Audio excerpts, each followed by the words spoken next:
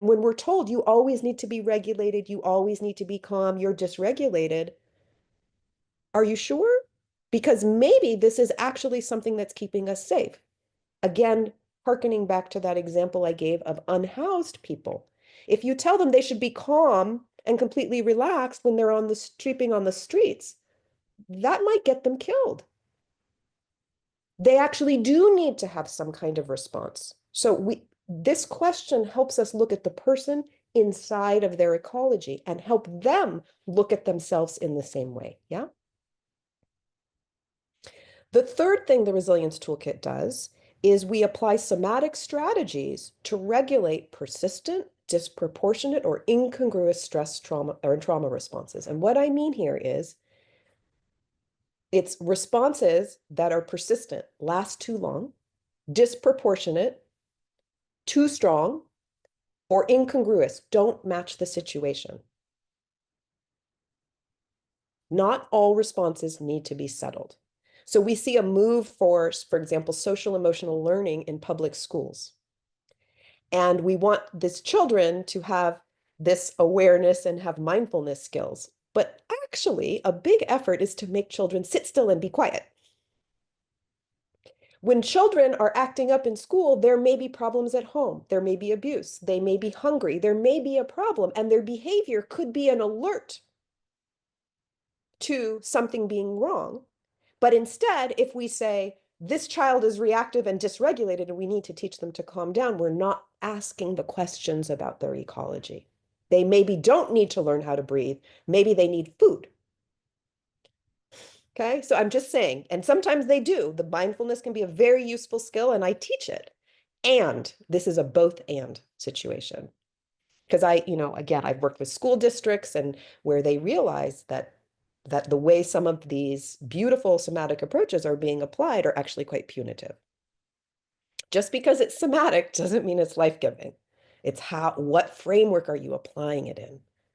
And lastly, in the toolkit, we help people develop increased capacity to change or leave harmful circumstances, which includes the healing, harmful circumstances within us. If we're reliving trauma, right, within us, that's a harmful circumstances. How are we changing that?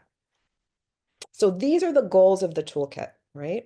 And it has a very banal name on purpose, which allows it to get into a lot of places because, it just sounds very banal. All right. So what I'd like to do here is facilitate the toolkit. It can be applied in many, many different ways. It's quite a flexible approach.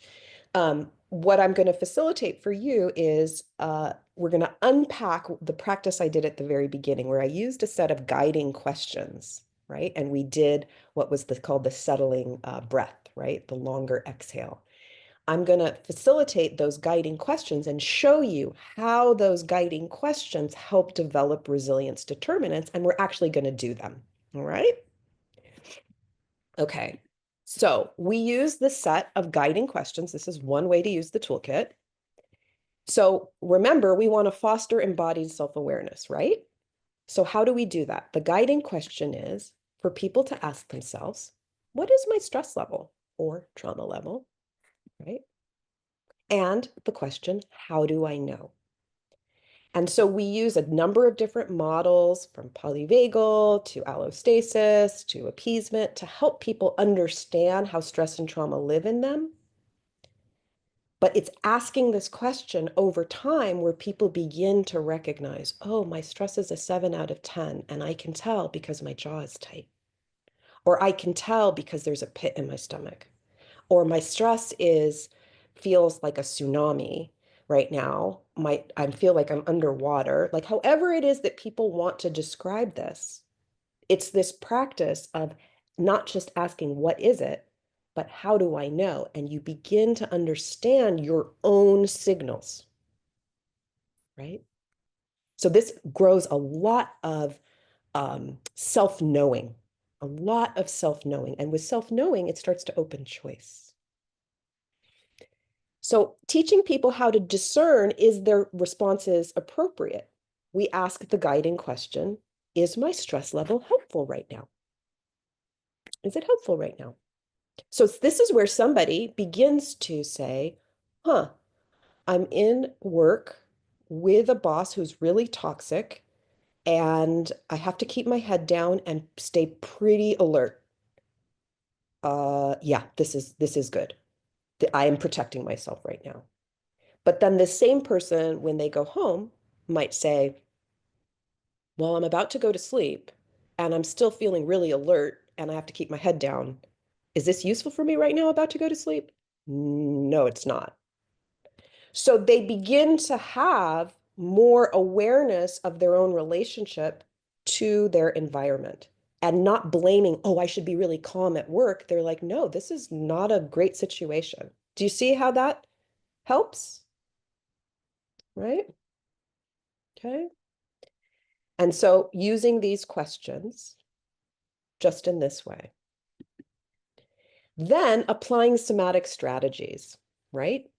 So if you recognize, wow, I'm about to go to bed and I'm still super hyper alert, I ask, what tool can I use? And in the Resilience Toolkit, our practices are no more than 2 minutes, 30 seconds to 2 minutes.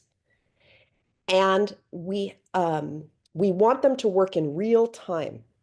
So we help people learn how to know if a practice worked, because there's lots of practices there, but how do you know it worked for you? How do you know? What are the signs inside? So I'm going to facilitate a practice, right, for you. And I want you to do this for yourself, right? So noticing your stress level right now, wherever it is, maybe give it a number, 1 to 10. How do you know? What are the signs? And again, this is quick. This is a quick practice, real-time practice. Maybe 2. Tight jaw, can't feel my feet. And then I'm going to invite you into a practice of arm sweeps. So putting right hand on the left shoulder and sweeping down the arm, left hand on the right shoulder and sweeping down. You can do a light touch or a firm touch. You could even squeeze on the way down. You can go quick or slow. But as you're doing that, asking yourself the question, how do I know this is working for me? If it's working, or if it's not working, you should stop. But if it's working, what are the signs? Do you feel your shoulders relax? Does your jaw relax? Do you yawn? What's changing? Yeah.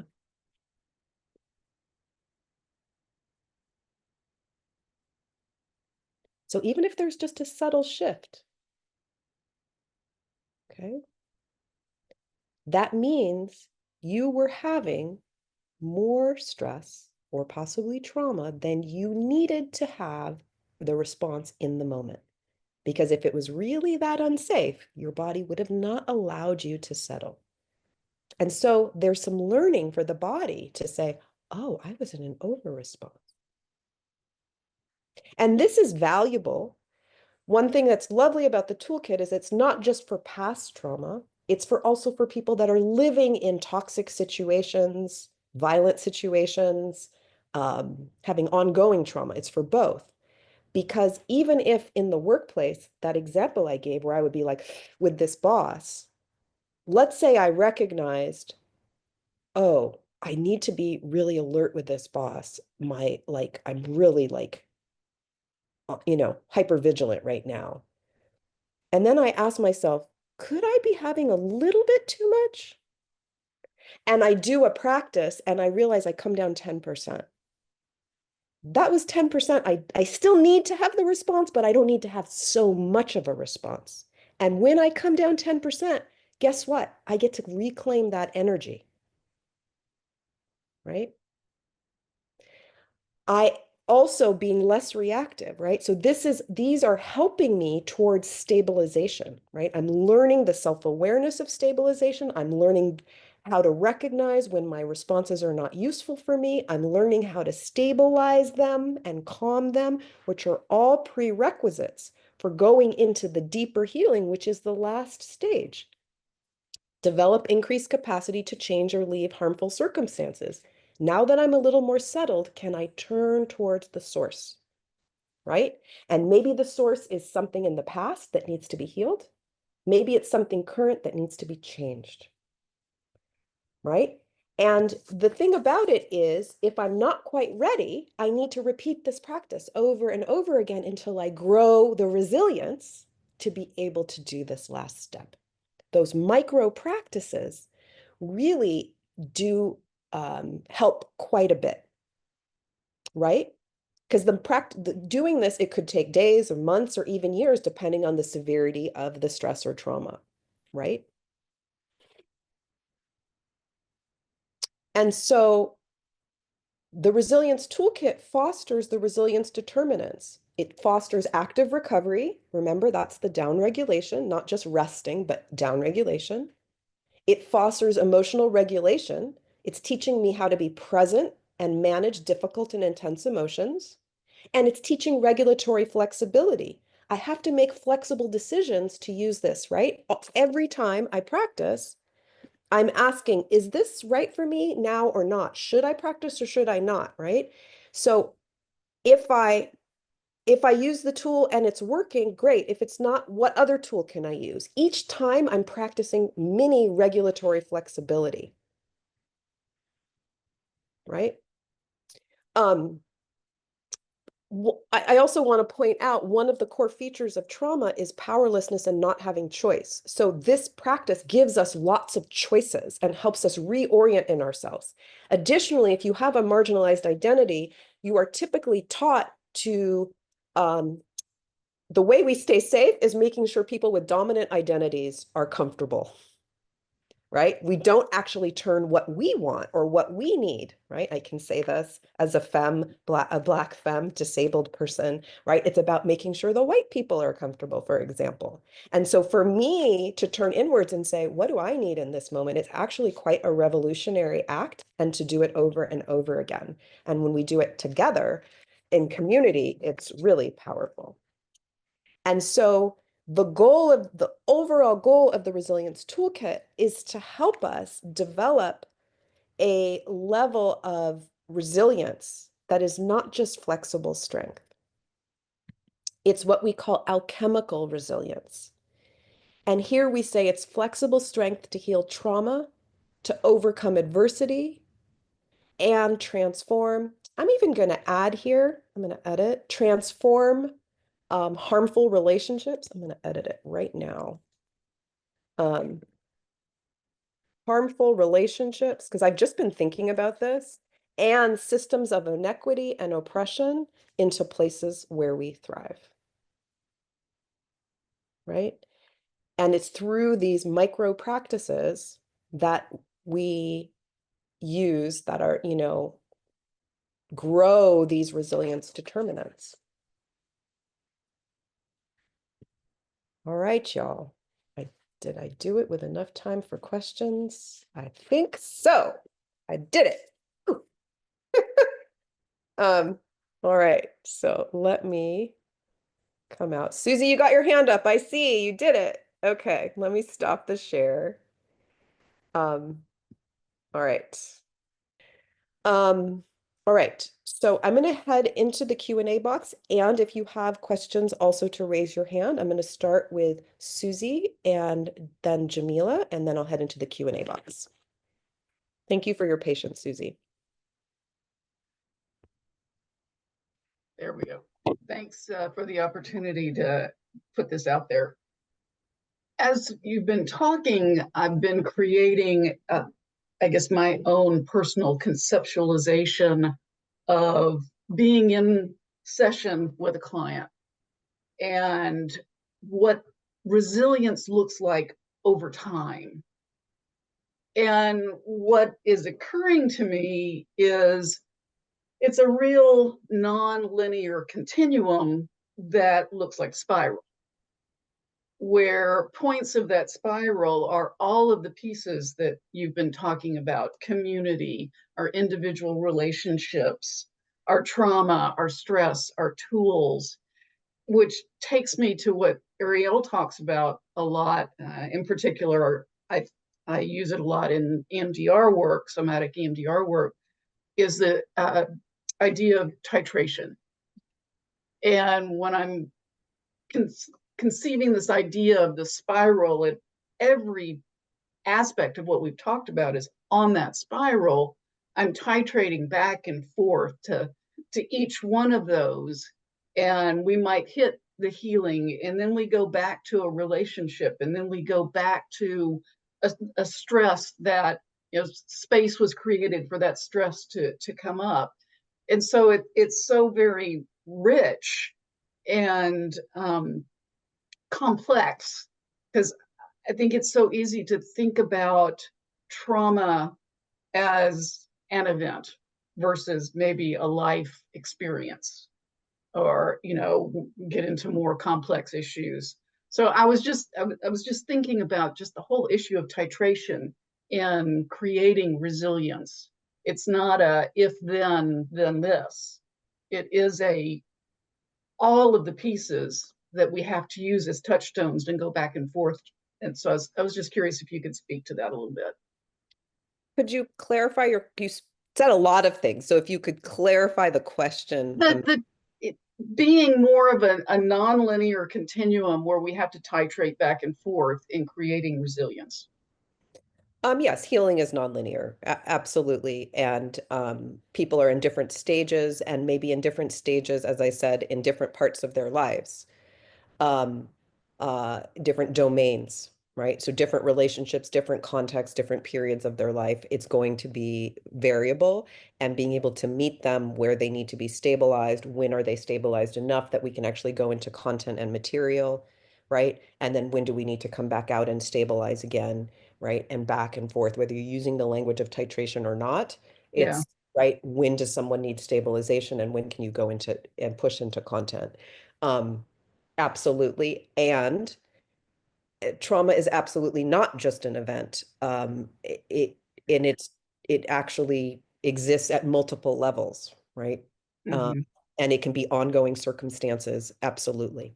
Mm-hmm. And transgenerational. So Yeah. yes. And I Yeah. often do conceive of it as a spiral. You think, oh, am I here again?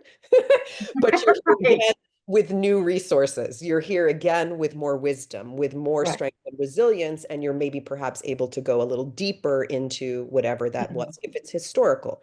If it's ongoing and current, oftentimes it's about changing our relationship to it or Yeah. changing the thing, right? So sometimes we are not the target of intervention. Sometimes it is the thing that's the target of intervention. And I think Mm-hmm. that's also important to know. Okay. Yeah. Yeah. Thank you very much. I appreciate it. Thank you, Susie. Jamila.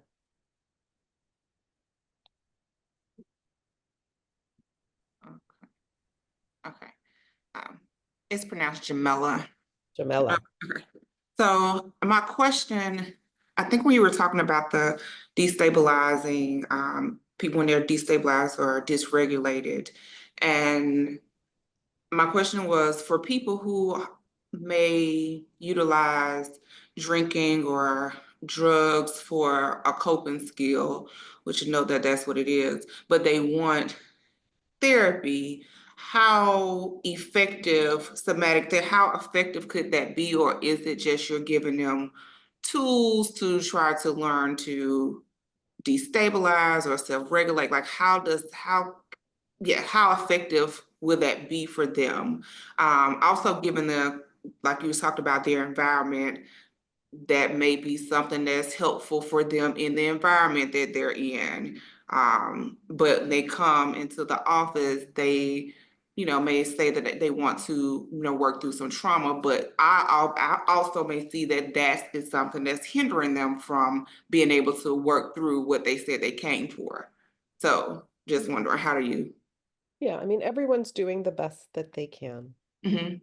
with what they have, and that the use of substances is often you're self-medicating pain of various different kinds. And so we actually find it's quite useful, for example, to use the Resilience Toolkit to help them identify discomfort and have an alternate practice that is 30 seconds, very quick, that can take the edge off, that can. And so what we see is that people have decreased cravings Okay. because they are less uncomfortable, because they are learning their body signals of activation and learning how to settle them in in ways that are not substances.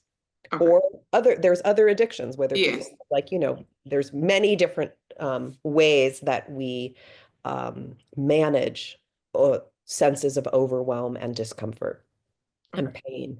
And so it's actually, we see that people really find that they are able to decrease rather than going straight abstinent. They're able to decrease because there's actually just less of an urge, right? And you meet them where they are. And as they're better able to tolerate being with the sensations without medicating them because they start to trust that they have the skills within them to work with these sensations, with these emotions, and not run from them, then they start to be ready to do the trauma work, Okay. right? So you're building the muscle.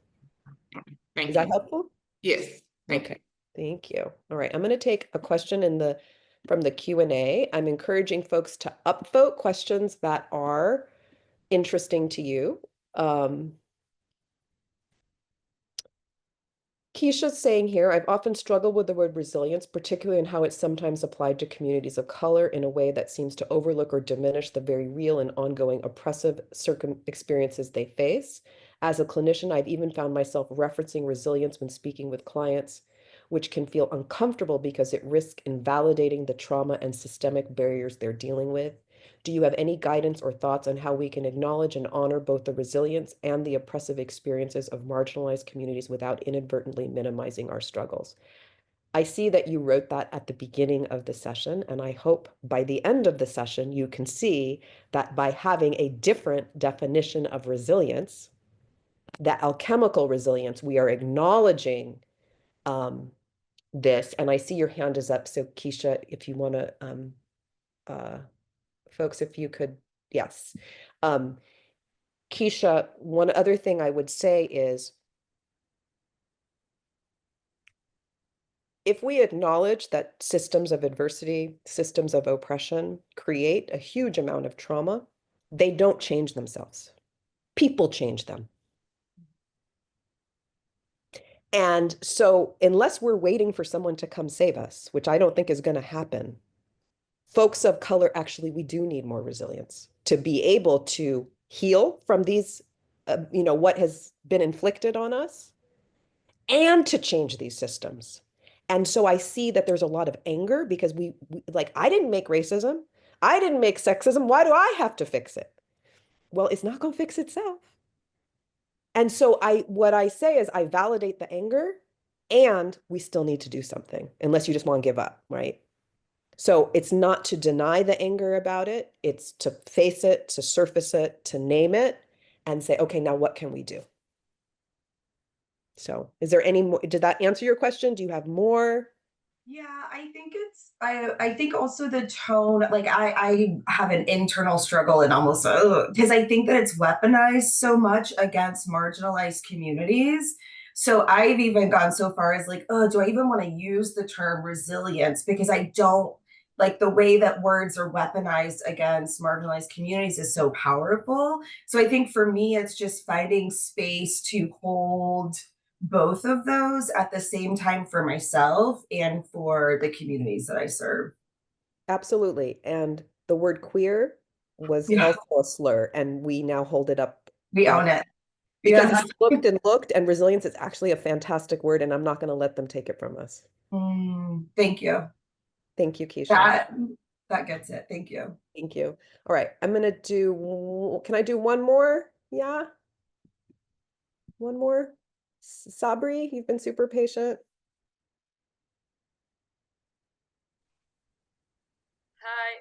So thank you very much for the opportunity, and I've been learning a lot from this context of the person and not only targeting the individual as like putting the responsibility on the system also. And I'm very nervous about Okay, speaking. take your time. Take your time. Yeah, being not English native, that makes me a little bit shaky. So raising my hand was already a lot for me. Well, I'm proud that you did it. So take your time. Thank you. So my question was, when the person has their armor up, as you said, in that stage, and are not ready for interpersonal exchange, so how can you approach them in a way that they feel safe? So if you have any tools or tips around approaching people on that stage. That's a really wonderful question. I mean, one is always being as settled as possible as you can, right? Because when we're not settled, we tend to should overstep our boundaries, want something for somebody and push a little bit, and they're giving us a boundary. And I think one of the ways to really help people feel safe is to respect that boundary and not push it. And it's an attitude within us. I'm here, I'm calm, and I'm not going anywhere. We have all the time in the world. And when you have this attitude, right, there's not a pressure on this person to open quickly, to soften, because they're armored for a reason, right? And to invite curiosity and to meet, and ask, how is this pace for you? Does this, did you like to slow it down? Like really co-creating the experience with them. Are you interested? Offer as much choice as possible. Are you interested? Would you like to try this? Let's see how it works. What do you think? Right? So you're just meeting them with respecting the closedness where they are, not saying that anything is wrong with it.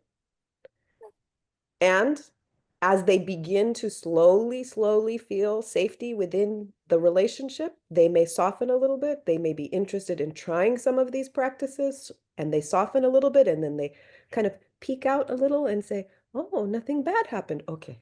Nothing bad. If you ever seen a wild cat, right? A little house cat, but it's wild, and you make a sudden move and the cat is gone. You have to offer a little bit of food and move slow and be steady and be calm. And these are the things, right? These are the things that breed trust is built over time. Yeah. Yeah. Thank you.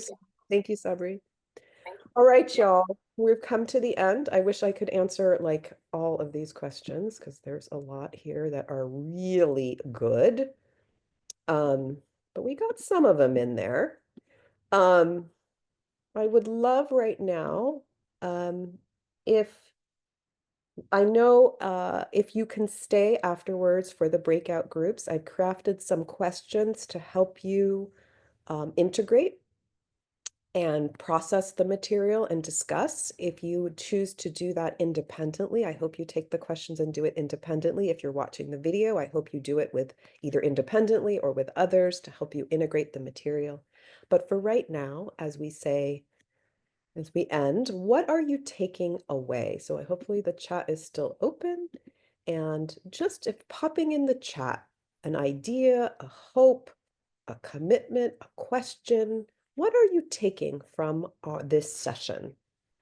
Just your first gestalt, what are you taking? Keisha, a new relationship with the word resilience. Being more settled, slowness, what expansion look like? Patience. Is this useful right now, Megan? So you can use that question, right? You can use that question, even if you're not doing an arm sweep or a breath. A widening, deepening self-awareness and patience, more curiosity, importance of an ecological context. Beautiful introspection, curiosity, expansion. Resilience can be vulnerability. We don't have to be armored up.